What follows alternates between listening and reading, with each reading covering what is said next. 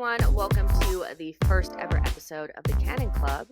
So, yeah, you guys are probably like, what is the Cannon Club? It's another Arsenal podcast, but it's not your average Arsenal podcast. We're just going to be chit-chatting like friends, talking about the Arsenal, the club that we all love and loathe at the same time. And so we're going to go ahead and just hop straight in with a description, a one-word description of how everybody is feeling about the Arsenal right now. And if you're listening, it is January 14th, Sunday. So we don't play until the next weekend. But yeah, Aston Villa and Everton are on. So that's where we're at right now. And I'm going to start with Femi first. One word description and a little, or one word, description, and then a little bit of a spiel. How you feeling? First of all, good morning, everyone. Afternoon. I'd say anticipation, honestly speaking. I feel like I'm kind of on my seat of what Arsenal's going to do next, how they're going to play next, what Dubai is going to look like after they come back from warm weather and they practice all the things they feel like they need to practice. Some of the injuries, I'm seeing some pictures with certain players. I'm like, okay, so let's kind of see. And then I feel like I'll have another word in 2 weeks. But as of right now, just whoa, okay. I see some things. Let's see. So anticipation's my word. Okay. Colleen?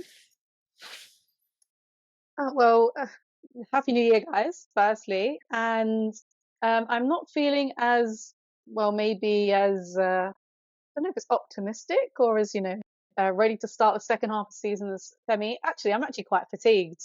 I'm actually quite over it, to be honest with you. I am feeling quite fatigued. Um, I think the wind kind of got taken out of my sails yesterday after seeing, and I know we'll talk about it in the Newcastle City game. And I'm hoping how I feel doesn't have the same effect on the lads. Where who do they play? Everton last season. We had Brighton at home, and it kind of knocked the wind out of our sails. I'm just feeling I'm feeling a bit fed up and a bit fatigued, to be honest with you. Raise my spirits, guys. Harry? One word? Hey, hello everyone. I'd probably say frustrated. I think is probably how I'd describe it. After the Community Shield game against Man City, I was really optimistic. Timber looked really, really sharp when he came in, and I was quite excited for the first home game against Forest, and that was, an average, I think, a 2-1 win. And ever since then, it's been okay. We've had some good performances in the Champions League, really good game against Man United at home, but otherwise it just feels like a little bit up and down, and I feel like the injuries have hit us a lot harder than maybe we imagined. So yeah, I'd say frustrated, and definitely because of the recent weeks in mind, and the way we've almost hit like self-capitulation. It's been a pretty tough few weeks. So yeah, I'm gonna go with frustrated. Yeah. I feel like it's so hard because obviously the season is not over, but when you're out of those domestic cups and you're kind of looking at the things around you, you start to be like, okay, but is the season actually, like, what are we actually fighting for at this point? Like, you could look at the table and think like, okay, well, if we win a couple of games and they keep losing, then we're still in and amongst it. But when you watch the way that Manchester City were playing yesterday against Newcastle, it just felt so inevitable that they were going to come back in that game. I don't know how you guys felt, but I just felt the entire time I was like, yeah, we're having fun with this. We're having fun with this right now, but eventually, like, we know Kevin De Bruyne is going to come out there and do his thing. Like, and then when you just think, like, Holland wasn't out there either, is this going to be their typical come into the second half of the season and just wipe us all away? We didn't have enough of a gap. We don't have a gap at all this time. And so I guess my word would be I'm feeling like just this typical. It's just so typical for our season to either collapse at the end or to collapse midway through. And I know Arsenal's form is going to go up. Like, I know it. Like, I know that they're going to win some games and we'll get our hopium back and all that kind of stuff. But it does feel like December was quite damaging. The amount of games that we lost, the amount of points that we dropped, it feels almost like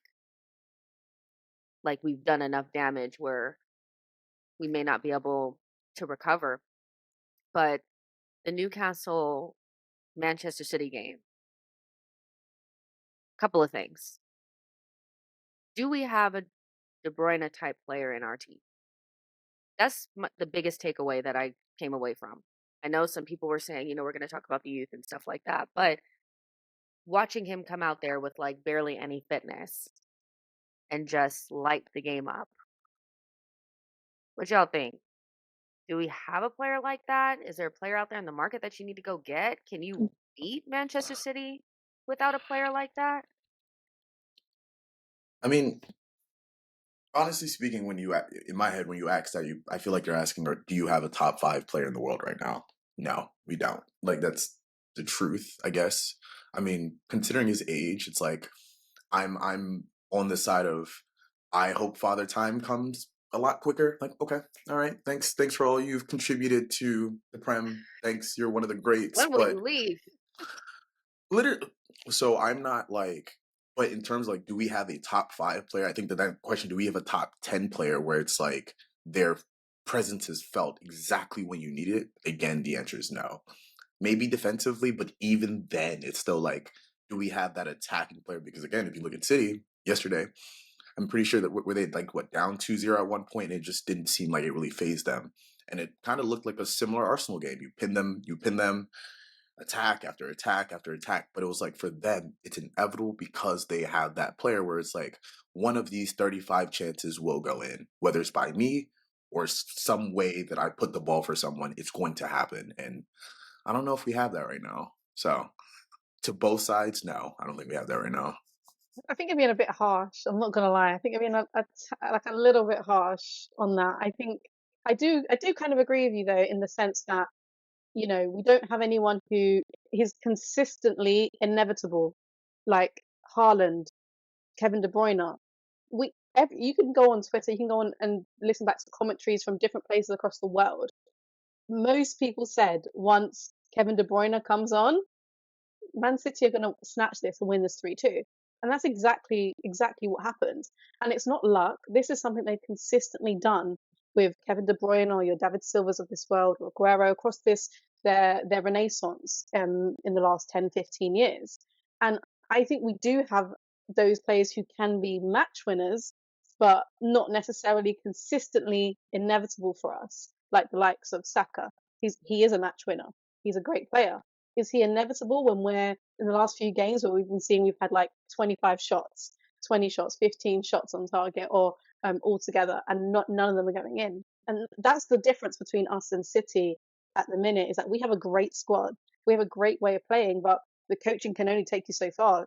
We can coach you straight to the final third, but if you're not kicking it back in the back of the net at the end of the day, then there's not much more you can really do. And whilst we're going through this maybe lack of form, and quite a few of our players all at the same time, especially our forwards, are going through a kind of a lack of form, it kind of makes that point even more bright. Whereas if we spoke about this maybe when we were going from on our little winning run and we were top of the table, maybe we might be looking at this slightly different. But I know Well, there's a difference in age and experience and stuff, but it's frustrating. Like that inevitability. Like, does it come with Mm. age or do you just kind of have it? no, Because Saka and Holland has Odegaard it. did it last year, though, right? Odegaard did it last year. Spurs away, Mhm. kind of bossed the game, scored that screamer. Thomas Partey had games, when he was like colossal. So I think it's different when you're looking at De Bruyne individually. He's got like this ability to like just do everything, and even though he's not particularly fast, he still glides across the pitch and kind of eats up ground. So we probably don't have that player in the team. Maybe aside from Declan Rice, who can like centrally carry the ball and score a screamer. Like Erdegaard doesn't really have that in that sense. If he gets it, shifts it, and shoots, it can go in, but he can't really swallow ground. So De Bruyne has that ability to see the space and then drive. And just the way he scored his first goal yesterday, like it looked so fast. The way he did it was like so quick. Found the space, shift onto his left, shift onto his like right foot, and kind of just like pass it into the net. And you're like, oh, he makes it look so easy. But you're talking about, like Femi said, arguably one of the best players the Premier League has ever seen, like in a central midfield perspective. So it's really hard to compare. And obviously now we're so down on form that feels like a million miles away. And even when we're talking about Saka, like that feels like a million miles away. And it's a little bit different when players are playing out wide. It's a lot harder to maybe score those goals and drive through the pitch. But at the minute, there's a negative cloud around us, so it's really hard to like to give a little bit of perspective. But I think Erdegaard and Declan Rice and Saka, they can be those players, but this season, for whatever reason, mainly Erdegaard and Saka, they haven't been. I'd even argue that Martinelli is very close to being with them, which is a whole nother conversation. But I think it's less on us and more on things that he and the development team have to do. I think it's a mixture of both that LCM position, which we'll probably talk about later, and some like I think he has to take a leap in terms of like when to use his skill set when. If he can It's that figure out IQ, isn't that it? It's that footballing IQ that needs to improve. I don't even like I don't want to like and I want to make sure that like when I say like the things I say about Martinelli, I want to make sure like I'm not saying like oh he's just not smart. He's like no, No, no, I no. feel like there's a one thing I've learned about football is like the best best football players in the world know when to do things at specific times. It's like I see two players. Okay, I've been in this situation enough times to know that someone's coming from this side. I know I have someone on the back the back post. I know that this doesn't make sense for me to drive to this direction. So I feel like with time, I feel like we have Saka, we have Odegaard, because again, I feel like we've been building this thought process where if we can't beat City now, at least we will have this core group that's building together. But we also have an Arsenal fan base that don't want to hear future talk. We don't want to hear, oh, we're going to be good in the next 2 years, 3 years, 4 years. But the truth is, it's like that's kind of what we have right now. Our hopes are on 22-year-olds and 23-year-olds right now. So Yeah, we still have the third youngest team in the league. I think one of them is one of them is Chelsea, and the other one is like a team that you probably don't think about, like a Burnley or something. That's one of those, but like they it's are Burnley. really It's 100% Burnley. Remember, it's yeah. Burnley. There's another team that's really young too. So yeah, we're not the youngest, but we're still relying upon very young players to be like the guys for us. And De Bruyne is 32, and so there's like almost like a 10-year gap there of experience and Sorry, playing with. what happened to players deteriorating at 31? Why are these phenomenal Listen, players going on to Science. 37, 39? De listen. Bruyne, That's just a Premier League thing, mate, though, isn't it? mate, We're ageist in the honestly, Premier League massively. I've back always thought back this. in my day, yeah, my manager wouldn't sign anyone over 30 because they were done. This kid's rocking up off the bench and You pulling know out who I 10 out of blame? 10 performances. I I was blame thinking that. Jess's people. They're California people, and they've looked at LeBron James and they're like, you know what? Everyone can do it. It's you guys. It's you guys. Nah, You fed it. I was hoping that when De Bruyne came back in, I was like, I need to see some signs of like you're finished, you're washed. I was looking, I was really like, is he looked the same? He His looked hair looks good though. exactly His the hair looks same. good. His hair suits Yeah, him. He looks handsome now as well. Yeah, He he looks does. handsome, his right? hair looked different for sure. And it's just like, okay, well, so you're gonna be around till you're 38. You're gonna do that. You're gonna be one of those. Like I can just tell. So we have some time, I think, still dealing with Pep plus De Bruyne because I feel like that's actually the combination that we're dealing with. Is you have a world class manager, the best in class, and a top five player that's just inevitable. And we're still trying to like make up ground there. But I've been thinking about this a lot, like the question about the inevitability and do we have the characters and do we have the personalities and this and that. And I'll be honest with you guys, I do think we need some help in that department. I do think that even though Saka and Odegaard can do those things at different moments, I don't necessarily think that at the end of the day they couldn't use some help with like a top quality striker or another midfielder, that have those personalities that can help them a little bit because they're nice guys, but they're not bastards. And I feel like you kind of got to be a bastard. Do you know what I mean? Like you kind of have Oh, to have like that. And they're not that. They're nice and they play good football, but you kind of want somebody that's like people like Saka. They're starting to hate him a little yeah. bit more, but people like Saka. You kind of want that guy that's like everybody hates to play against. I don't feel like they have that Oh yet, no, and I Ben feel like that White. player is out there, in my opinion, Mm. like a striker We that need like a everybody Oh, can Diego striker. Costa, where as soon as you see him on the pitch, you're like, he's going to ruin my day today. Even if he doesn't score, he's going to ruin my day. Yeah, exactly. I think I was I was in a group chat yesterday and a Spurs fan, yuck, was saying that like I hope Arsenal get Tony and not Isak because Isak is the guy that they need. And I always listen to these types of conversations because I'm like, who on our team do they hate? Because those are the players that were good. Because I know for a fact that when we used to play Spurs, the first thing I would think is, oh, Harry Kane, oh, Son, they're going to do this and that. So I wanted to kind of talk about the Isak thing because obviously he played yesterday and he was fantastic. He was, and I feel like a lot of Arsenal fans, like we're all getting excited. It's Isak, it's Isak. Remember, run it back. Odegaard and Isak, run that back, run it back. And he was great. He was, but he has his flaws too. He may look like an Arsenal player, but he has his flaws as well. How do you guys feel about the striker conversation that's happening? It's, we're not scoring goals. Isak is playing. He's the next coming of blah blah blah. He's the next Thierry, blah blah blah. You got the Tony conversation too. People aren't so keen on him. How do you guys feel about it? Do you think it's just reactionary based on like our form, or do you guys genuinely feel like we need to go out there and get a gunman and quick?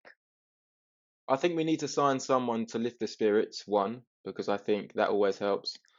And I think we need to sign someone to just to improve the overall squad, especially up front. And I like a player like Nketiah. I think he offers a lot.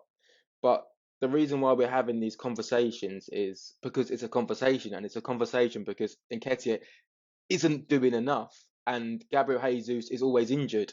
So we need something more. Like and that's not a criticism to Nketiah, but if you want to beat this Man City team, who are potentially going to win 4 league titles in a row, then you need to have a really, really shit hot squad. So when Odegaard drops, you have someone coming in. When Saka drops, you have someone coming in.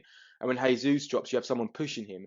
Now, we want to be in a position where we're making a real hard decision to decide who starts up front, Jesus or Nketiah. And it's not. It's an easy decision. It's always Jesus by a country mile. For me, it is anyway, I by a don't know why. country mile. Femi, why are you looking like that? Is it not? So It should be clear. no, for me it is by a country mile because we've seen Nketiah over a long enough period of time now to know what he's good at, and the reason why we're considering a 30 million offer from Crystal Palace or 35 million offer from Crystal Palace is because we know what we're going to get out of him. Of course, if you maybe give him a run, 20 games in a row, and all the team are at their creative optimum, maybe he will get you those goals.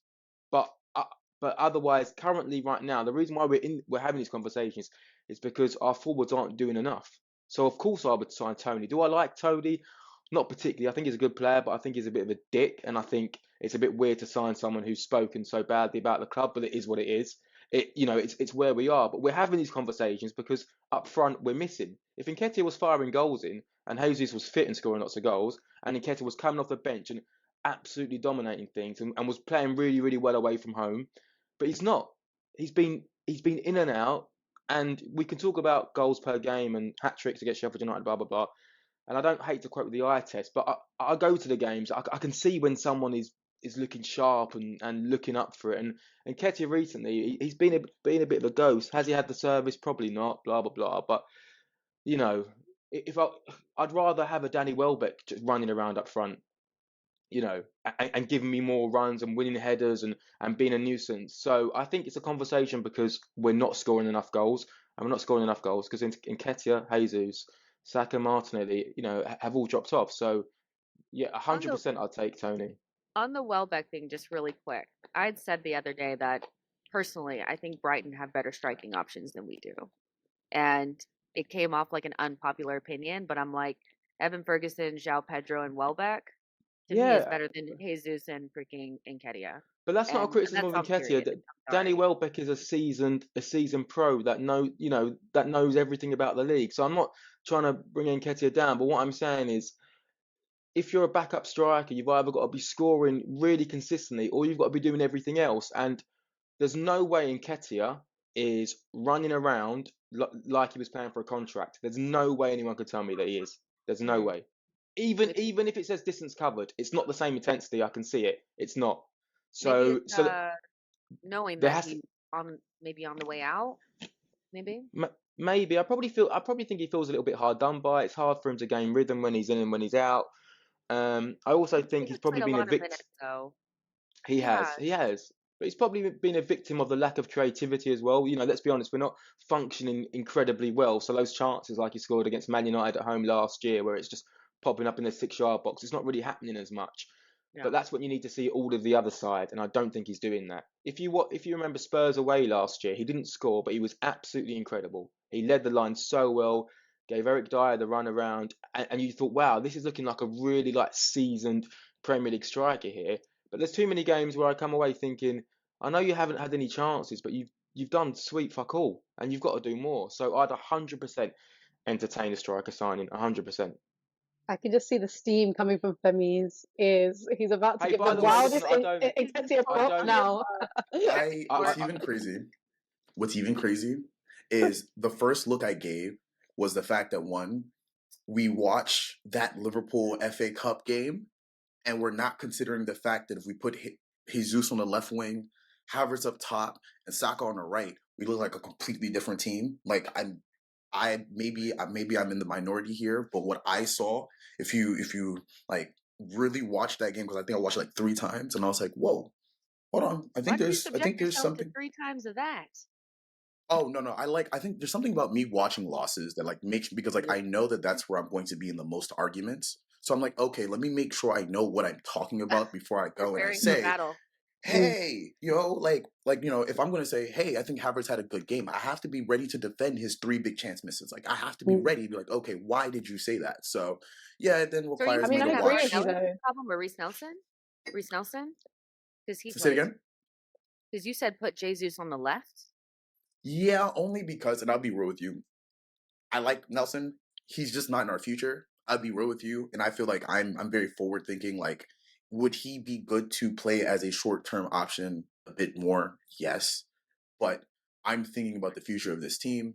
I'm thinking about the winger performances I've seen from Jesus, especially aerially, where it's like I think like in games where we do need a second and third option, Jesus can do. I think Jesus can do everything Reece Nelson can do. Plus, he also I think is stronger. Plus, I think he's a bit faster. So it's like in my head, I like Jesus when he plays on the wing. That's my opinion. And now Nketiah, and it sucks because it's like when I think of the guy, I just then think, okay, let me take him out, and let me look at all the other backup strikers, not in Prem, in the world. Let me line them up so I make sure that I examine this like fairly, just to make sure. I then look at someone like Ferguson. No, like who's like what's that? Evan Ferguson. I'm like, okay, have they played similar minutes? Yes, I looked similar minutes. Why do they have the same GA? I don't know. If one is playing consistently and one is, and people say this thing like, oh, the hat trick against Sheffield, and I hear it. I'm not against, because it's like Sheffield United who, but at the end of the day, it happened. Those 5 goals that he scored this year, the pen that he won against, forgot, So long ago, Everton you can away, barely remember it, huh? Everton away. Oh yeah, you Everton know I'm gonna away, yeah. remember. The red card that he, like the game that we should have won that we drew against was it Fulham. Fulham? I Yeah. remember like he was on, they pushed him, the guy was on the yellow, boom. I'm like, ah, and it's like I feel like what happens is like we do this thing where it's like, oh, if I talk about Martinelli in the exact same, like, okay, we need more from him, we pay him more, we're like, he doesn't get service and we should look at the service. But then when I talk about Nketiah, it's not about the service. I think there was a statement that was said today, it was like, yeah, he doesn't get service, but who cares? And it's like, oh, okay, I'm okay with doing that. But then why then don't we do that for everyone then? Which I think is I unfair. Because I think it's because Right. we know what Martinelli can do. So we know that Martinelli is potentially a world-class left winger. The reason why it's a conversation, like I say, is because there's clearly a question mark over it. It's a bit like saying you could look at Havertz's numbers this season. You could probably say, "Oh, he's done all right. He's scored a few goals. He's got a few assists." But we know he's just been okay. We know that. So we can't really dress it up another way. So with Nketiah, you can look at the goals he scored, but you can look at all the amounts of games where he hasn't scored or where he hasn't contributed. And if you are only a bags man, which is Nketiah is, right, he's only a goal scorer, then you need to be doing everything else to justify playing for Arsenal. And you might look around the world and say, oh, is your second, like, is he the best backup striker, or the second best, whatever, however you want to describe it. But ultimately, it's not good enough, because that's why we aren't scoring goals this season. So for me, like, you can apply context to it and compare it to someone like Ferguson. That's great. But if we talk about Nketiah right now at Arsenal Football Club, is he good enough to be leading the line for Arsenal? I'd say no. Does he push Gabriel Jesus? Is Gabriel Jesus scared of Nketiah? No. Is Havertz probably a more of an all-round alternative option playing number 9? You'd probably say yeah, which is why he started against Liverpool. So then you say, okay, cool. So Nketiah, Reece Nelson, it's kind of the same thing, right? You've got a player who is good in moments, who can come on, make an impact against certain opposition, score a few goals here and there. But ultimately, is Eddie Nketiah going to lead your team to the title? It's a no. So therefore, if you get a good offer, you sell. It's not a criticism of Nketiah, but it's for me, it's like really, really clear. I like Nketiah. I've got a lot of time for him. And 2-3 seasons ago, when he was playing pre-season, I was like, man, this kid's really improved his overall game. He was dribbling with the ball more. He looks so much more skillful. He looks bigger and stronger. I love how hard he works. But ultimately, to challenge Man City, you need more. You just need more. Like, and I don't think that's unfair. I think you can look at stats and everything else, but I don't think you could. I don't think we can say that, like, there isn't a better backup striker out there. For me, there's so many better backup strikers out there. And I want to make sure I'm Oh not. no, I'm no, on, no, no, oh no, yeah, no. I'm not saying yeah, but I'm just saying, generally speaking, I don't think we can say that, we can't improve the level of our backup striker. but and I feel like I think my thesis of the whole Nketiah thing is literally not, oh, Nketiah is the best. I just think that, like, You want everyone to be judged the same, almost. not even that. I feel like it's just in the sense of, like, for instance, like, I am on the agreement that Nketiah should be sold, but I think it's for a different reason, off of the strength of we have been a bad selling club, and I think as if we're going to get better, we need to start improving. Like, we have to start playing these players that we're going to sell. We have to, because then people will see we get more money, we get better players. I've been on the bandwagon. It's like, hey, if Nketiah is going to get sold, if we're going to sign him, he has to leave at least 30 mil. He has to be sold for. That's been in my head since the day he resigned. But I'm like, if he's going to reach that 30 mil mark, which I remember the first time we were trying to sell him was about 10 mil, maybe like 12 mil. They're like, oh yeah. If he doesn't do enough to raise his value, then we've wasted our time. And each time I've seen him play, I'm like, okay, this guy is showing qualities that if he goes to a non-top 6 team in Prem, which I feel like they would want because he meets the British quota, because of the fact that he's young, he Not looks young. competent in a system that He's older than I want. Havertz. He's old. He's How old You know is what I'm he? saying? Like, 25, He's 25-ish, 24. He's Yeah. older than Havertz or something, I'm pretty sure. You know what the thing is for age. me about the He's Nketiah 24. conversation 24. is I'm tired of having it a little bit. Like, my overall feeling about it is like, why are we still in 2024 talking about Eddie? Like, Eddie should not, like, we should be beyond this. Like, Because we should be. Aubameyang should have been our KDB, and we should have had him right now. I get that, but like we've had opportunities to move him Have on. we? Have we? Yeah, we could have When moved him on though? in this past summer. We could have And moved then him on in this who past do we depend on? And then who do we depend on for striker then? and When Jesus misses the first okay, so month and a half? my theory on the whole striker situation is that if you sold Mm. Eddie Nketiah tomorrow, we would not speak about him at all from now until the end of the season, because the I mean, combination of Havertz and Trossard could do just as good, if not better than him, because he doesn't offer anything physically, creatively, technically that he doesn't offer anything that makes him better than those players. So it's like, but Mhm. move him do on. we ignore the beginning of the season and Yep, the we do. directly? So why is it that, like, and that's the only thing that I really don't understand.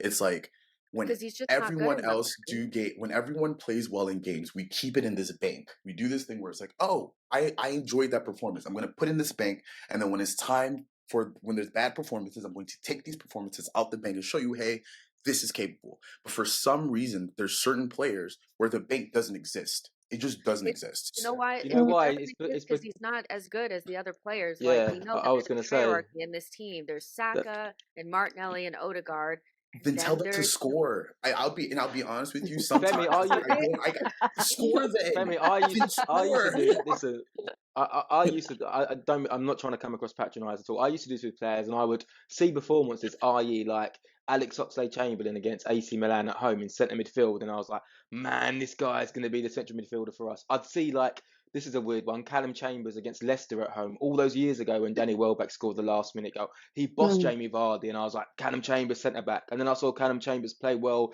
centre midfield for Fulham on loan, and I was like, man, we got to try him out. And I think sometimes we see moments of a players and we go, oh yeah, he can definitely do it. So we see Nketiah score against Man United at home, we go, he can do it. We see him at Spurs away, and we go, oh, he can definitely lead the line for Arsenal. But I think that's it. I think just players have moments, but they're not able to find the Mm. consistency. And I think for Eddie, that's the case. Whereas with a Martinelli, we know he's a potentially a world class footballer. With Eddie Nketiah, I don't think that's it. And it's okay if you've Mm. got 2 or 3 strikers and he's your number 4. That's fine. But when he's your number 2, then it's a problem. Then it's a But problem for again, me. He's your and number But 10. the only thing it's busting my head. It's like, when do we, like, I feel like in some conversations we value mm, potential and then we ignore, like, okay, what the person's actually doing on a stretch of games. And then we'll mhm, blame reasons on why it's not happening because we believe in the potential. And then there's other times where it's like, no, forget potential. It's what we're doing right now. And sometimes I struggle with figuring out which one is more valuable within these conversations, because again, I'm not here saying Nketiah should lead the lines. Like, for Arsenal moving forward, again, I want us to raise money with the Nketiah sale. That's my view. However, I'm looking at games this season where I'm looking at someone like Martinelli, who in my head, there's games he should have been benched for Reece Nelson or Jesus or whoever, but he's played because of that said potential, and I don't argue with it. But then when I see him missing, like, there'll be games where it's like I'll see the solutions that people are putting on Twitter, put him centrally. I'll see him miss blank misses in front of goal, and I'm like, okay, okay, I believe in you. Maybe next week, and the next week he'll do the same thing or be a bad pass, and I'm like, okay, guys, this has to change. People were like, no, let's look at the bank. Well, let's ignore that. Let's talk about everyone else we don't believe in. And I'm like, okay, I don't mind that. But at the same time, if we're going to put all this, like, okay, world class player, there's a player in there, and it's like, then when do we start putting that same world class pressure on those players? Because what I think usually happens is we put a lot of pressure on the players that we don't believe in. I don't believe in Nketiah the way I believe in Martinelli. I don't believe in the two. I put more pressure on Martinelli, so you should be producing more, right? No, I get that. I feel like, yeah, there's credit in the bank, and then there's, well, if this player is better than this one, then we should expect bigger from that player, right? Like, I totally understand that. I've been in the Odegaard wars for a couple of years Mm. now, so I understand how this works exactly. Every time Odegaard's not playing well, freaking ESR is better than him, and Mm. but Odegaard is the main guy, and da da da. And I totally understand what you're saying. I just feel like, and I've seen a lot of people be incredibly harsh on Martinelli too. Like, in this time, like, I've seen people say, like, we need to move him on. I've seen people saying that we need another left wing, so I've seen all different, variations of the Martinelli conversation. I just feel like when you speak about Eddie in isolation, the problem is that, like, we all just know deep down he's not good enough. And so I feel like that trumps any other conversation, because what ends up happening is you see that player as like a barrier between you and getting what you need. And for a lot of Arsenal fans, that's a Tony, that's a Osimhen. So he's just like, he's almost like the ops. Like, oh, Eddie is like the ops. We don't, like, people don't see him as Haaland like that, online at least. I think it's But did different probably but in didn't the the States. Raya purchase show you that Arsenal does not care about, like, who's in front of you? Like, if they see an opportunity in which they're going to buy, they're going to buy. And I feel like Nketiah being there, has not stopped them from buying a striker. I feel like they've looked at defense, they've looked at defenders, they looked at midfield, they looked at wingers. They're like, I don't think we should use our money on this just yet. I think we can. I mm, said something But hasn't that been a beginning of the season. Say again. Because, like, okay, so you're saying that, okay, like, Arsenal have looked at different things, and I want to bring Colleen into here as well, because it's like, but isn't that something that you need to look at and say why? Like, why is it the case that since Aubameyang is left, we haven't brought in another bagsman? Like, why is that the case? mhm. Because even though the club is making that decision, that doesn't necessarily mean that that decision is right. Why are we still talking about Eddie in 2024? Because our Colleen, what do defenders suck or Mm. sucked. I mean, I'm a little bit more cynical when it comes to the whole Eddie debate. and it's not purely based off of analysis. To be honest with you, a bit of it is, but not really. He's never been my type of striker. He's just not the type of striker that or forward player that I like that kind of profile for me, or the way he's at least delivering with it. But if we cast our minds back to the summer, and I think Femi's right, Arsenal will go with an opportunity that they see there coming, like with the Raya thing. And I think probably, to be fair, I think towards the latter part of last season, I think the writing was on the wall a little bit for Aaron in that respect, whether you agree with it or not. I do think that's probably something Mikel was looking at anyway. But at the end of last season, our problem wasn't scoring goals. That wasn't our issue. That wasn't our issue being able to score goals. We were scoring quite freely. I think we scored the most goals for a good few number of years under last season. Now that's not to say to improve that we shouldn't get, okay, can we get a striker who can score 20, 25 goals each season who we can rely on like that? But I just don't think that's where necessarily the focus and emphasis was, hence why we didn't buy. Now, we can look at some of the baffling decisions, especially to us as fans, where we've got brought in Havertz and Raya, where they seemed controversial, or they seemed like I'm not seeing the method to the madness here. And now where we're struggling, it's like, well, I said I wanted like a 20, 25 goal forward to come in. Like, look at Man City, our competition. They have Julian Alvarez, World Cup winner, who's won everything in football, basically, who's a backup slash can play with Erling Haaland. So it makes us, when we're looking at the people we're competing with, we're like, well, it makes those decisions a little bit harder to justify the Rayas and the Havertz coming in, to think what the method was there from going from second into first place. And now we're in this kind of lack of form. It kind of emphasizes it a bit more. I'm not saying that we shouldn't get an Osimhen or, the Tonys of this world, although I'm not the biggest Tony fan, although he is a great player. I don't think that necessarily solves all of our issues that we have right now. I do think we also need to look internally at them, especially during this little Dubai trip, in terms of getting some of these players back to the form that we know they're on, because that's the challenge, isn't it? Of your Sakas, your Martinellis, your Erdegaards, who I think has actually been pretty good this season, is doing what you did last season and doing it again the next season, and the season after that, and after that, and after that, and after that. That's the key of being an elite, world-class player, and really playing for Arsenal. So I think there's just too much to it. But overall, me personally, I've been wanting Eddie gone for time. Like, no disrespect to him, no disrespect. He's really just not someone who I think.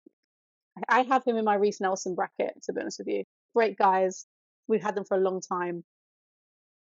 I can see why Arteta isn't putting on Reece Nelson for Martinelli, for example. I wouldn't. I can see Martinelli's not in the best form. He's been missing open goals. I'm still putting Martinelli in, personally. And I think that says more about our squad and why I believe in those players personally.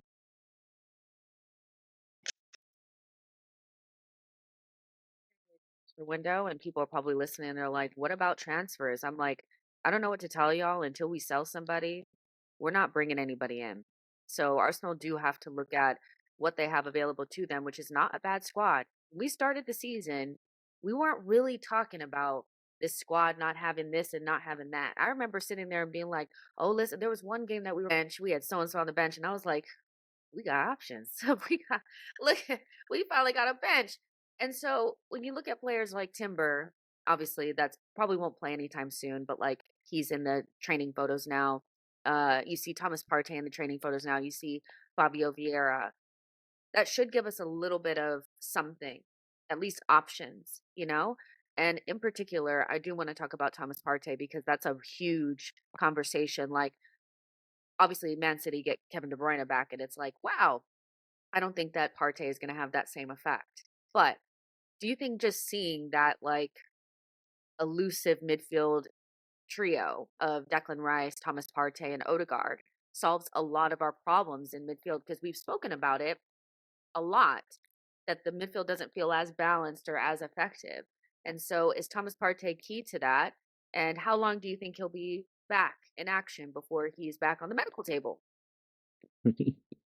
I mean, we don't know, but I think it definitely gives us more variety. I think when Jorginho played against Liverpool on in the FA Cup game, I think that just gave us a different shape, right? And just having two natural central midfielders playing in there, along with Odegaard, just makes us a little bit more. I don't want to say robust, but a little bit more resolute and able to build a little bit more. So I think having Thomas Partey in the middle, for example, might mean that Declan Rice plays slightly on the left, and then we have more of like an all-round footballer on the left-hand side in central midfield, so someone who is happy to play passes to Martinelli and someone who can connect. Whereas Martinelli hasn't really had that this year. So I think bringing Thomas Partey back is going to be really, really good for us. I wouldn't have said that at the start of the season. I was kind of in this place where I was like, right, we've got Declan Rice. Now we can really push on with Declan Rice as a single pivot and we can really try to make this Havertz thing work. But ultimately, I think Arteta was probably thinking the opposite. And I think he wanted Timber to play inverted and he wanted to try a Declan Rice and Thomas Partey duo in central midfield along with Odegaard. And I'd probably go as far as saying, now I don't know if we would have seen it, but I could imagine that we probably would have seen Zinchenko play left centre midfield if we kept Timber fit. I think he might have even experimented with that. But injury to Timber meant that we had to play Zinchenko and Tomiyasu left back, and then we're light in central midfield. So yeah, I'll definitely like to see Thomas Partey come back because mainly whenever we make changes in central midfield, I feel like it's always just the same. It's like Trossard, Emile Smith NO, and it's just like the same like dribbling, skillful midfielders as opposed to someone who wants to get on the ball and is happy to pass it and move it. So yeah, pleased to see Partey back. Hopefully he can keep fit until the summer, and then yeah, I assume we try to make some money back. On what's been an okay signing. Really good player, but just can't stay fit, which feels like a running theme for a lot of our players. It's interesting because if you were to even suggest that Thomas Partey has not been that great of a signing, you would be absolutely massacred. But like you have to think about it like practically. 45 million pound release clause is significant money for Arsenal in 2021. Like that's a Mm. massive signing because you have to pay it all up front. There is no way to stagger the payments, And so he was meant to come in and like be the guy for us. And I do think that he's let us down quite a bit. Now, like sometimes your body just fails you and it is what it is. I think he struggled to adapt to the speed of the Premier League, if I'm honest with you. But he hasn't been as a great signing as we thought. But one of the things that I never really anticipated was this, thought process of like pinning Thomas Partey and Declan Rice against each other and why it's such like a contentious like conversation. You have Declan Rice who's like our main signing, 100 million pounds, but it's almost like this but he's not like Thomas Partey, so he's not good enough.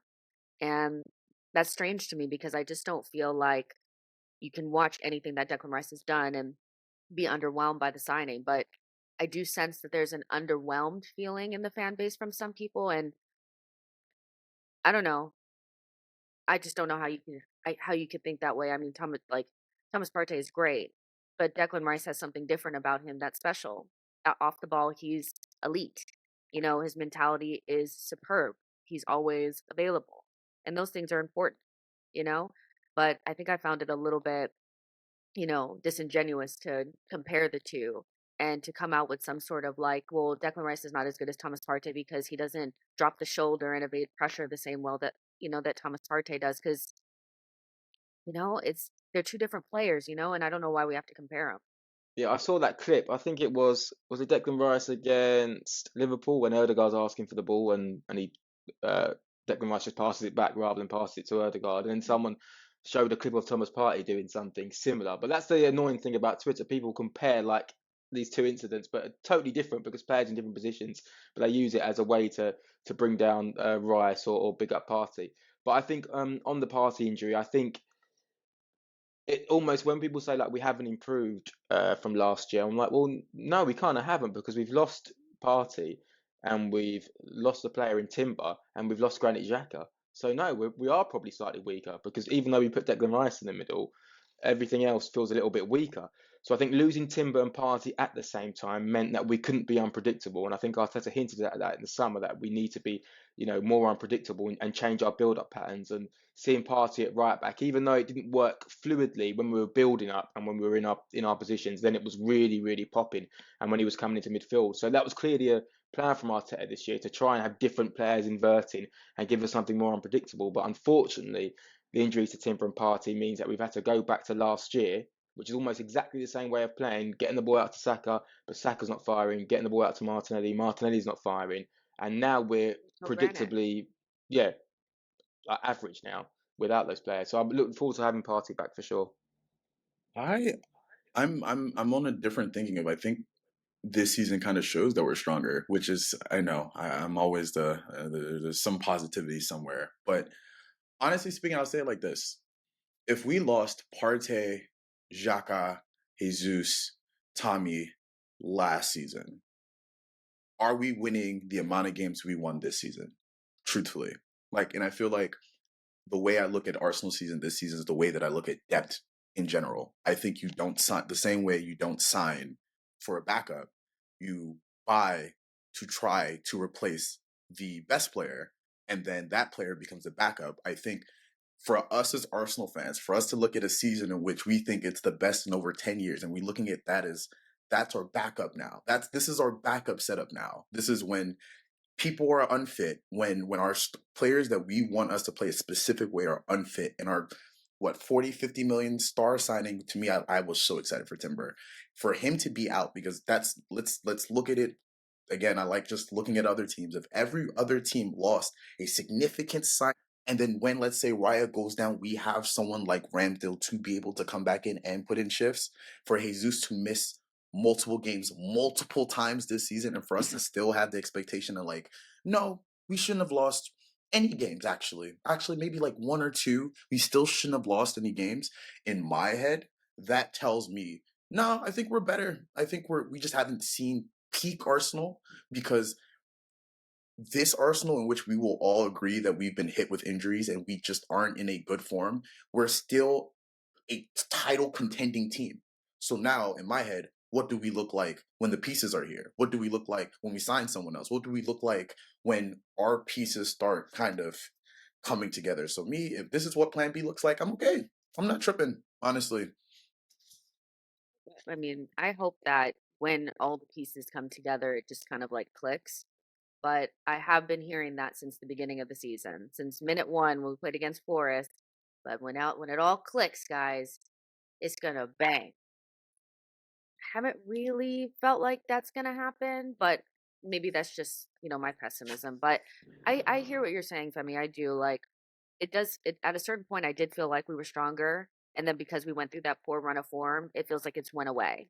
So I get that form can really start to, like, change how you view certain things. And yeah, but the youth, the youth. Oscar Bob scores the winner for Manchester City, and Twitter erupts with, "Oh, so you can't play the kids? Arteta hates the kids." This has been a strange narrative. I have my thoughts on it. Obviously I don't think that we have to play kids um all in every single game. Like, I'm not expecting to have 5, 6, 7 kids in the team. But I never really bought the whole, well, PSV have won, every single game at home for 2 years, so we can't play Nowari and them in a dead rubber. All right, Mikkel, got it. You just don't want to play them. That's fine. Just say that. You don't want to play them. But I feel like a lot of Arsenal fans associate Arsenal with Haaland and getting those young players in, and especially like new Arsenal, seeing Emile Smith grow and Saka as a part of the team. I feel like they expect to see that again. And sometimes when you're going through like a lull period, you want excitement, and excitement can be watching a young player come through. You see players like Kobe Manu and Lewis Miley, and these guys, like, they're 17, 18, and they're starting, for their team, albeit Ten Hag and Eddie Howe are in a different situation than Arteta. But Cole, what's your feeling on the youth conversation? Arteta has given debuts, but he hasn't necessarily integrated anybody in. We're watching Patino out at Swansea, and people are like, is he going to come in? Is Mm. he not? You know, Saka and Emile Smith Rowe were already in the team, but he definitely helped establish them in this team. What is your feeling on the Arteta hates the youth conversation? Is it nonsense, or is there something to it? I mean, I think you're right where a lot of people associate Arsenal, especially in the Arsene Wenger years, especially in his, like, the latter half of his tenure, where often we would see the kids integrated or looking for, a beacon of hope and hoping that, a diamond in the rough emerges, like almost like when Emile Smith NO came back. And he wasn't really like a starter for us, but when he came back against and was played in that game at Chelsea at home, and we were down out, we were on an awful run of games, and then he put in an amazing performance. Like, wow, look at these kids that we have available. Like, we can really see something here. And for me, it's always when we're a little bit shaky or when we dip out of form that these are the loudest. Now, don't get me wrong, it was very big in that Champions League game, where, he could have played kids. But I also think it's a slightly different context. And I mean, I'm trying to read Arteta's mind and his emotions here. I mean, I could be way off. But I'm thinking, especially looking at that so we've got the Champions League game, and we've got recently where we're going for a lull. I'm looking at that Champions League game as Arteta, where, and not to be not to be too harsh on him, because I love Arteta, I really do like him. He has not done well for Arsenal in European Cup competitions as a manager here. He's not done well for us at all. In my opinion, he's underperformed in the cup competitions outside of the first 6 months where he won the FA Cup. He's been awful, actually. Our record in the FA Cup and in Europe has been rubbish. So I'm also looking at Arteta thinking, although this might seem like a dead rubber, me as a rookie or a manager starting out in my career, I need to be relying on players that I can trust, because I know what I'm saying he knows. It's not a lie, it's a fact. So I would be relying on the players that I can trust, even in a dead rubber, because I've got a point to prove, not just with this squad, but with myself as a coach. Whether you agree with that or not, that's the kind of thinking and logic where I think he's coming from. And then we look at the recent Premier League games. We are going for a lull, so we want something different, because we don't trust the likes of Nketiah, Reece Nelson, or other people. What overall as a fan base, we can't all of us say majority we trust them to change and shake things up. So like, okay, let's look at Hay Lens. Truly, I think if a player was ready to come in and be that game changer, I feel like they would be put in. I mean, I'm not watching the academy games week in, week out. I'm not there at London Colney every week. If I felt like they could handle the pressure, maybe it's mentally, whether they have the ability, I think they would be in. I mean, it only benefits Arteta to look within and not spending more cash, because that cash is a longer rope for himself if things don't pan out. I don't think he hates the youth, but if he thinks he has someone of the quality of Oscar Bob, who, by the way, is a Norway international at 20 years old, then I'm sure he would look to it. But I think saying he hates youth is nonsensical. I just don't see how we can categorically say that. And I know people are frustrated and would like to see it because we're in this lull. Let's look for new things. But I'm honestly not bothered. I'm really not bothered about it. I know we have those traditions as Arsenal, as integrating the youth, but we should be in a title challenge. You want to throw in a 16, 17, 18-year-old who might not be ready and put that pressure on them for us to win a game, to stay in a Premier League title charge? Hey, more power to you, but I don't think that's necessarily where we're at with our youth, because I think we would have done it if it was the case.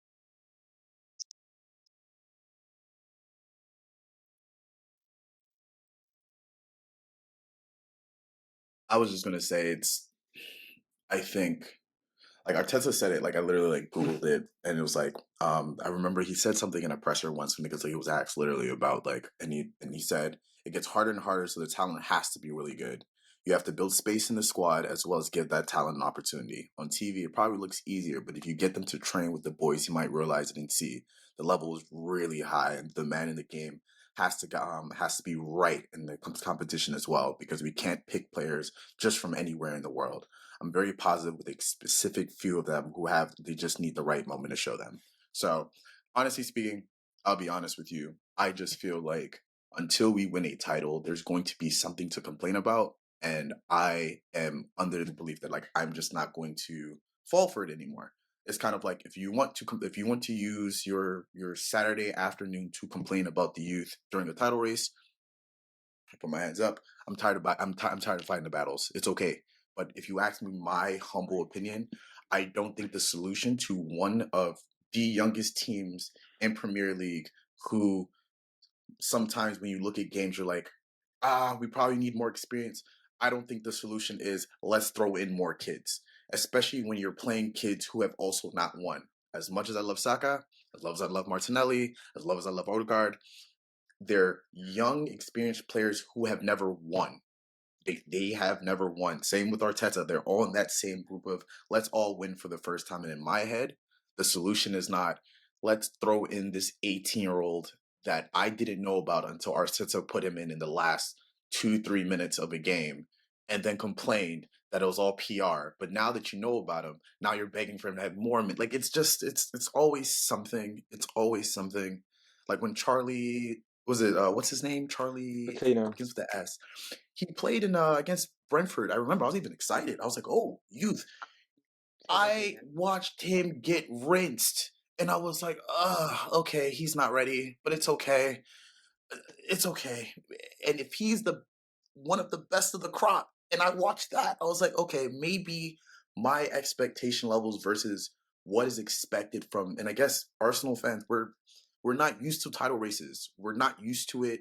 And then on top of that, I'll be honest, we're in Champions League, so we don't have those dead rubber European games in Russia anymore. So we don't have those random games to just throw Balogun in randomly.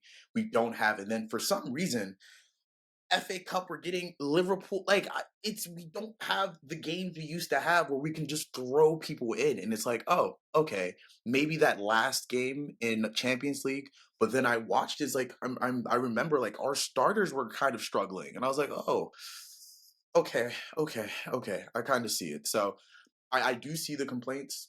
I understand the complaints, but like if I had to rate it between a 1 and a 5 of danger, with 5 being the highest, I'm at like a 2. It's like, like we could do better, but like my mind is at titles. Let's win titles first. Let people love Arsenal because we're winning, and then as we get the winning going, then we talk about everything else because our star players are 22. We're talking about Oscar Bob, who's 22 years. They're senior by 2 years. I'm not listening to it, man. I'm not. Speaking of title races, just to finish things off here, I do want to discuss the title race because we're in it or we could not be. I don't know. I said if we went out of the FA Cup, the next 2 weeks we're going to be talking about Arteta, the attack, Havertz, Raya, and are we in a top four race? And when you look at the table, it's not looking like we're out of the title race. You know what I mean? Like Liverpool, obviously they're 5 points ahead. We have 40 points. Manchester City went all the way up to second. They have 43. If we were to beat Crystal Palace next week, we would be up and around there with everybody else. But I mean, if Tottenham beat Manchester United, they'll go above us. So we're in the title race, but we could actually, if you look at it, we could be in a top four, battle as well. And so, how are you guys feeling about our title hopes at this point? Like, we started off the season, I think, feeling, like, of course, we're going to be in it, but it's a lot tighter than I think we anticipated. At this point, somebody usually starts pulling away, and it's still very, very close. And so, we're about halfway through, and we know that it's important for Arteta to win silverware this season. A lot of Arsenal fans have said that they want to see silverware. Harry, for you, how are you feeling? Because, we could be in it or it could slip away. Yeah, I mean, of course, I'd like us to be closer to Liverpool. I don't know how comfortable I would be with us leading from the front again because that made me really nervous last season and it was a little bit stressful. I'm certainly not. I feel like it's really hard to talk about Arsenal without thinking about the opinions of football Twitter, which is crazy when you think about it. So a lot of what I say is like what I want to say without any external noise or me answering to like external opinions would be we're 5 points off the top. So of course we are still in the title race because there is another 18 games to play. So when we talk about like standards and aiming for the top, then there's no way I'd rule ourselves out of not winning the league. However, I'm fully aware that Man City are one of the best teams to ever play in the Premier League and with Pep Guardiola. So there has to be some sort of understanding that yeah, we're still in the title race, but it's going to be really, really hard because not so much the gap in points, but the gap from where we were last year feels bigger in terms of our performances. So now, if we come back against Palace at home and Saka and Martinelli and everything clicks again, then I'd be like, yeah, we can go all the way. But that doesn't mean we're going to win the league, and it doesn't mean that I'm going to say Arteta needs to go because we didn't win the league. Like, it's not as black and white as that for me. Last season, we finished on the highest total Premier League points we've had since 2004, right? And there's people calling for Arteta's head, you know. So we have to be so for me, it's like, can we still win the league? Yeah, we can. Are we going to do it? It's going to be really fucking hard because Man City are amazing. They're amazing, and all of their players are experienced at doing this, and we're not. So we're going to have to wait and see. And I know that's a bit of a safe answer, but like, we just got to take it game by game and see what happens. But there's a few things that have to happen for us to challenge or get closer. One is, I do believe we need to strengthen in January, even if that's to lift the spirits and to give us something unpredictable. When we talk about an Ivan Toney, for me, forget about Ivan Toney leading a line from minute one. I just think about the unpredictability that gives us. If we are 1-0 down or 1 or 5 minutes to go away from home, then you have someone you can bring off the bench who's an aerial threat, means you can throw it in the mixer. Whereas against Liverpool, for 90 minutes, we did the same thing. We did the same thing. And then the last couple of minutes, we tried to hoof it, and nothing really happens because Gabriel and our defenders are like, oh, we're going to go up front now and try and score a goal. And it was a bit of a shit show. And then, so if we can sign someone, that would be great. And if we can get our players back to their normal level, then I think we can challenge for the league. But it's going to be hard. And I think to be so black and white with Arteta saying, well, he has to win the Premier League and he has to win the Champions League. How can you say that? We haven't won the Premier League in 20 years. And before that, we won, 3 under Wenger. So what gives us the right to say we have to win the league this season with the youngest team we've ever had, against the best manager in the history of football, arguably, against one of the best Premier League teams? How can we be so black and white? Just say you want Arteta to leave and that's it. Don't set like standards that can't be met. He was speaking facts there. Just say you want him out. I feel like I've never heard anybody say it that plainly, but I feel like when you make those types of ultimatums, that's what you're basically saying is Oh, you know you're sorry, going to sorry set to him up go off. for Sorry. failure. Yeah, Go sorry ahead. to interrupt. I saw a tweet from someone saying like, we've spent the same amount of money on transfers that we could have built 2 Emirates stadiums for. He just tweeted something like the cost of Emirates Stadium was like 387 million, and here's what Arteta spent, like 600 and 700 million. Like, how is that on? And I'm just like, what world are we living in now on Twitter where people just tweet these things and then grown adults reply and going, yeah, mate, spot on. I'm like, what the fuck are you on about? What's he spot on about? The stadium was built almost 20 years ago. What's that got to do with Arteta signings? It's fucking bonkers. So I think so much of how we react now is based on football Twitter and what people who can't look at things objectively are making us think. So if I separate all of that and just me talking to my dad or talking to my friends about Arsenal, none of us are ruling us out of the title race, but we're also aware that it's going to be really, really hard. So I feel like I'm getting caught up in Twitter, and I keep talking about Twitter. I don't know why, because sometimes I really hate Twitter, and it does my head in. I scroll and I'm like, why have you said that? It doesn't even make any sense, and I'm getting angry. And I write a reply to someone who I've never met, and I delete the reply, thinking I'm not going to get involved in this. So speaking calmly and objectively, yes, we can still win a league. Are we going to do it? I don't think we will. I mean, we are in a title race. We should be anyway, because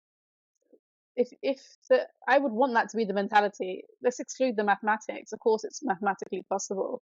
Um, we're still in and amongst the pigeons, and I think as well, um, even if you were looking at it as a top four, I think we would still comfortably be within the top four. I'm not worried about that.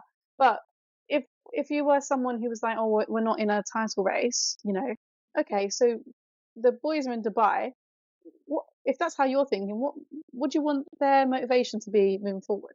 We've still got like half of the season left to play, so I think anyone who is taking us out of this title race or not thinking we can still be in it, I think it's just crazy. It's like, well, we might as well just go on holidays now. Let's just go on holidays. What's the point? Yeah, I know we've got the Champions League, but that's also a competition we've never won before with a group of players who, for the most part, haven't won with Arsenal. So, and that kind of theme does go through with the Premier League as well, with Arsenal as a collective. Um, so I definitely think we are in it. I think you're absolutely right. Where if everyone comes out firing again, like a new release of life against Crystal Palace, we'll be feeling so much better against ourselves, Feel about totally ourselves. absolutely. Um, I mean, I'll be feeling so much better as well. I'm hoping that's the case. Yeah. And of course, it's going to be a tough job. You've got City, You've got Liverpool in and around it. I don't think Tottenham are realistically contenders for it, even though they're on a similar points to us.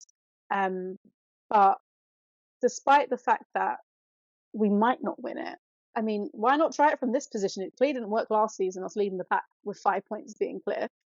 So, and we've seen Liverpool also leads to City in a title race. We've seen them just about win one by a point, but we have seen them lose Leeds. And I think as well, there should be, I don't like to look at other teams so much. I'd like to look at us and what we can do and what we can bring to the table and how we can improve. But Man City are phenomenal. They are phenomenal. They've got a great manager, great squad. But we've seen them have lapses this season as well. We've seen them have a lot of bumps in the road. And I don't see them, they can and they definitely will go on a run, but I don't think they're not going to lose a game or two. We've still got to play them again at the Etihad. We've still got to play Liverpool at the Emirates. And based off of the performances I've seen, and I know we haven't won the games, I'm feeling very optimistic, like that FA Cup game at home. And even at Anfield, as frustrating as it was, a couple of years ago. I mean, I don't know if you guys remember, but a few years ago, back in the Ozil days, I'm pretty sure we had this same chunk against Liverpool. I think it was in a January where we got thumped at Anfield. Then we had them again at the Emirates. We didn't win, and then we had them we had the draw, and then we had them in the FA Cup. And it was just psychologically just awful because we were just not in a good place. And I was getting literally like war flashbacks to then when these chunk of games were coming in. It was really messing with my heart. But I think we're in such a better state here. And I don't think Arteta should go if we don't win the Premier League. I think this is a conversation then to see what we do in the summer and then what happens in the next season, context being everything. But I think Arteta's also not going to be one to throw it away because on the flip side, he has also spent a lot of money now that the Kroenkes have full ownership of Arsenal. And I think that does change the dynamic a little bit around what their goals are and how they're going to be as full owners of a club. And we've seen across their other franchises, they plug a lot of money into their young coaches. So I think that's also I think that conversation is slightly premature, that should be something for maybe next season and seeing how things develop from there. But for When he now, gets the striker. absolutely are. Pardon? Yeah. I feel like once he gets the striker, that's when they'll start to have the Mm, conversation. I think that this is yeah. all very a premeditated, get to a Mm, 5 year and then yeah. complete the squad. They'll Yeah. buy the striker, they'll buy another Yeah. midfielder, Mhm. and then from there. Because for me, it's Mm, really difficult to judge. Like, I feel like Mikel needs to get as close as possible because he has a really good squad. But like, if we lose out to Manchester City a couple of points, there's no way you can just sack a manager like that. And I mm. would want to see Also, him I'm hearing Benzema could be free for a listen 6-month loan. 10 months on it. 10 years too late. 10 years too late. I would, I would take that right now because I'm Uh, desperate. But we would mm, never be able to pay his wages. mm, There's just no no. way. But yeah, like I think it's a conversation to be had and later conversations to be had. But without those players with that inevitability, like when I look at our team, do we have 3 or 4 world class players in it that consistently perform at that level? No, but the teams that we're fighting up against have that in spades. Like watching Manchester City yesterday, I'm like, oh, okay, they have like 3 or 4 world class players just chilling, just there, and we don't really have that. Even you look at Liverpool, they have Salah and Trent and Virgil van Dijk and Allison. That is 4 world class players right there. I think Arsenal are a little bit behind that. That doesn't mean we can't get close. And that's the thing. It's like I don't want to be in a top 4 scrap, 10 points behind everybody else, like, oh, pack it in. I don't want that. But if we can get close and we can because what's in order for us to get close in the second half of the season, we have to be very, very good. But we can be. I felt like when we were at Brighton or we played against Brighton, we were close. We were really, really close. We were playing good. We just fell off a little bit. So hopefully getting a couple of good players back and a little bit of rest and sunshine. By the way, anybody who thinks that they shouldn't have been able to go to Dubai on warm weather training because they hadn't been playing well, have a seat. First of all, it had been planned for months. What do you want them to do? Just cancel everything? Just Yeah, cancel they all the sit in your deposit? room and stare at the wall for hours and only eat like timed meals of bread and butter and water God until you forbid are you go ready to to score some Chipotle's goals. restaurant. God forbid. Fucking hell, does my head in, Oh honestly. my Does God. my head in. But yeah, they come back and they kind of wash away this anxiety or stress or lack of confidence. They'll be fine. Will we win it? I don't know, but I just don't want to be super far off of the pace. Then you go into the summer window, you get those players in, and you go again. That's kind of what my thought process is. Femi, did you want to give your thoughts on that too? I'm gonna quote my favorite artist. Just run your race, man. Truthfully speaking, I feel like there's this concept that we constantly have to look at what everyone else is doing. And truthfully speaking, I think we should just one game at a time, just figure out the solutions, win games, keep it pushing. I feel like there's this need that like even if we were 8 points clear, the goal would have had to be the same anyway, which is win out all your games or win as many as possible. That's always going to be the goal because we know who we're fighting. And honestly speaking, I feel like this panel was so like it's like a fresh of breath air because it's like I don't know what I was expecting because of the fact that like I'm literally like trying to stay off Twitter. And when said what he said about Twitter, it's like I have that exact emotion. It's like I'm like, you know what? Today might be different. I have no idea what the TL is going to be talking about. I read like 4 tweets, and I'm like, oh, we're doing this, okay. Never mind. I'm good. But like this panel specifically of just kind of like I agree 100% of perspective. We need to just focus on ourselves, figure it out, and I do agree that like a January signing would do something. I'll tell you that it would do something. But at the same time, again, looking at those Dubai pictures, I just feel like 2 or 3 of those pieces coming back to this setup we already have, as well as kind of this break of like, okay, guys, we just went through the first part of the season. Let's erase it out of our heads. Let's go into the second part of the season. Focus on the fact that last season, that's what did us dirty. This season, we now know that this is where we need to mean business. Like this run-in is probably what I've been focused on more than anything else. Of like when the going gets tough and everyone's getting tired and everyone's focused on their own European, their runs and how are we going to fare and will our big players show up during the run in? That is where my mind is right now. So optimism because I believe in them, but at the same time, the solution, like the first half of the season was let's figure out solutions. Let's see what it looks like if Partey plays right back. Let's see what it looks like when Trossard plays left LCM. Let's look at what we've seen it now. You know what looks like. Let's get these wins, man. Any means necessary. I don't even care about it looking good anymore. Let's just win, man. Truthfully. Yeah, just quickly, I think we have to capitalize on the now.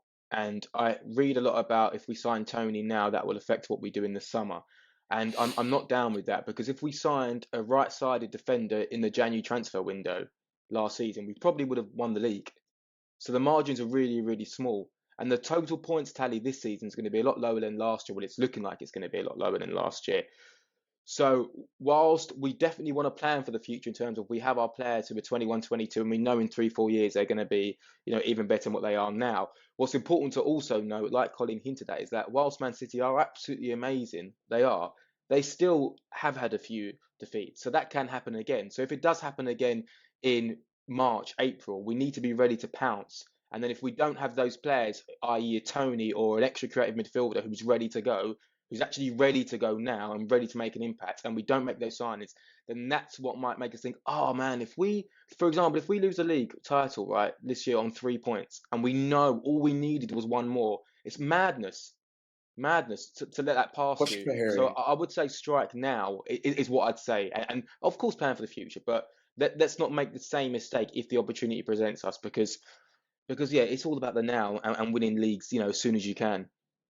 Question for Harry specifically. If Osime's agent calls Arsenal right now, it's like, look, if you can hold out 6 months, just chill out. Just give me 6 months.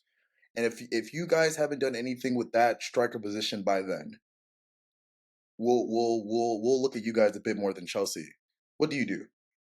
Well, yeah, well, I mean, it's a good question. And I don't know what I do because It's that's tough. It's yeah. But what I'd say is that's how we've probably been treating our business for the past 5, 10 seasons, right? which is a really sensible way of looking. And I've always looked at, why don't we sign this player? Well, obviously, maybe we want this guy instead, and we're waiting to see what develops. But I'd say that when things are possible to achieve, i.e., a title, then I'd probably focus on the now. I really would, because let's be honest, if Osimhen goes Chelsea, what does it mean? Chelsea fucking shit. They're going to need 10 Osimhens to make a difference. So that doesn't really affect me. If they're But saying, cool, Osman I'm for I'm choosing us between, though. if they say I'm choosing between you or Man City, so you've got to wait till the summer, then I'd probably wait. But my point is that we need to strike, and we shouldn't just wait for the summer, because that's when our targets are clearer, or that's when our goals are clearer. That's all I'm saying. So, and also I say that with credit in the bank, in terms of, we know what Nketiah can bring currently. We know for some reason Emile Smith NO can't get minutes. We know Trossard is a little bit up and down. We know Vieira pretty much looks a little bit lost, as Not you too just pointed out. much on Not too. Vieira. Sorry, Not too sorry, sorry. much. Okay, but what I'm saying is, so we've seen. So unless all of that changes, then it might be okay. But if it doesn't all change, then we should look at something external to give us a boost. So that would be my thing. If you're going to sign Tony in the summer for 60 million because he's got less on his contract, or you can sign him now for 80 million, I would say just go and sign him now. If Arsenal are desperate to, I've made my feelings very clear on Tony. Don't really want him. Would prefer somebody else. But Oh if yeah, this I is who agree. Yeah, Yeah, if this is who Arsenal want, and they're gonna turn around and buy Tony in the summer because they want to be able to hoof the ball long to Tony from Raya, then yeah, you might as well just do it now and make sure that you have him in the team. But if you're thinking of other options, then maybe you wait. But I agree with Harry that you have to strike, and like I don't think that's just about bringing in new players. I think it's about getting the most out of what you have. And one of my like bigger gripes with Mikel is that like we have players in our team that for me are not maybe long-term players that we can rely upon, but the likes of Emile Smith Rowe and Trossard and Fabio Vieira could be very useful to you if you can get something out of them. And I do feel like there's like this weird acceptance that like, well, this is just who they are. When we've seen these players do much better, they just haven't been able to do it consistently. So Arteta needs to figure out a way to get inside their heads and make them think that they're the best players on the planet from now into the end of the season, because we don't know when we're going to need them. And yeah. I The just, the the Emile Smith Rowe thing is mind-boggling. I've got to yeah, say, it's really really confusing, especially against Liverpool. Really confusing. He's just so reluctant to use him, which is so weird, because when you need a goal, he's so unique in that perspective. The way he can drive, and the way, similar to what we said about De Bruyne, he's probably the closest in terms of the way he can drive with the ball and strike it right from into outside right the now. 18-yard box. Like, so yeah, really confused as to what's going on there. I don't know if it's an attitude thing. I don't know if he's trying to protect him. I don't know what it is. I don't know if he's trying to teach him a lesson, but it's really confusing. And the fact that we haven't even I tried, I think know the he's not a right injury. midfielder, but the fact that when Saka's struggling, you just haven't given him like a tryout Mm, on right midfield, or just doing something different. mm. Really confusing. Really, really Yeah, I confusing. mean, if you cast your minds back to that All or Nothing, I don't know if you remember the chat Mikel has with Emil and says, like, I know you've got all the ability. Do you know what you have? And do you have the mentality to apply it here at Yeah. Arsenal? And obviously, he did have that, what, a couple seasons back. I thought he was really great for us. And then obviously, he had the long injury. So in my mind, I'm thinking, is he kind of back to square one a little bit, where he's had that injury and it's kind of shaken him a bit mentally to get back to that level required? Because we know Mikel demands a lot. Because I agree with Harry, it feels very weird because we know what one he's once you've given him a run of games, once he gets some form in, what he can deliver, and he can um, score goals for us. So I'm kind of questioning, maybe it's like a mix of factors, because we know Yeah. Mikel does like him. We've seen him use him before. Yeah, I don't have any doubt that Mikel Arteta likes Emil and likes his talent. I just don't know if he trusts him. I feel like that's a different thing, and I just feel like you're gonna have to use some of these players and get them because one, they provide competition, they provide great depth, and they could come off of the bench and do a Reece Nelson for you if they're in the right mindset. And I feel like some of these players may not be that, but that's what Dubai is for. Dubai is for Arteta to look at his resources and say, how do we get the most out of this? Starters, bench players, goalkeepers, everything, and go with a new mindset for the next couple of games. So I look forward to seeing how Arsenal set up against Crystal Palace, and obviously we'll be back. We're gonna do record on Thursday, put the show out on Friday for you guys so we can kind of preview Crystal Palace and any new things that have come about, new narratives, whatever. But guys, this is the very first episode of the Canon Club, and I've really enjoyed this. Obviously, I didn't intro everybody at the very beginning, but just for people that are listening in, Colleen was here, Femi was here, and Harry's here. And Laura's also a part of the Canon Club as well, and she'll be popping in and out from time to time as well. You guys, we're gonna get out of here because we got things to do. But I've enjoyed this conversation with everyone, and I look forward to talking to you guys on the next one. Let us know in the comments what you guys thought, and don't forget to leave a rating on, Apple and Spotify. It helps us get seen. It helps us, grow the channel or grow the podcast and everything. So yeah, and we'll talk to you guys in the next one on Friday. Bye, guys.